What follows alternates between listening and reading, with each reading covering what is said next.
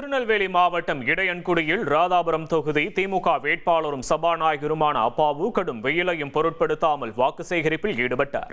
அப்போது பேசிய அவர் தமிழ் மொழியின் பெருமையை உலகிற்கு பறைசாற்றிய கால்டுவெல்லின் சேவைகளை நினைவு கூர்ந்தார். தமிழ் மொழி சமஸ்கிருதத்திலிருந்து தோன்றியது என்ற மாயையை உடைத்தவர் கால்ட்வெல் என்று குறிப்பிட்ட அவர், சிதலமடைந்திருந்த கால்ட்வெல்லின் இல்லத்தை புதுப்பிக்க முதல்வர் ஸ்டாலின் 2 கோடி ரூபாய் ஒதுக்கீடு செய்ததை நிகழ்ச்சியுடன் சுட்டிக்காட்டினார். கால்ட்வெல் இல்லத்தை மிக சிறப்பாக புதுப்பித்து கொடுத்ததற்காக பொதுமக்கள் சார்பில் முதல்வருக்கு அவர் நன்றியை தெரிவித்தார். முன்னதாக சபாநாயகர் அப்பாவுக்கு மாலை அணிவித்த மக்கள் உற்சாக வரவேற்பளித்தனர்.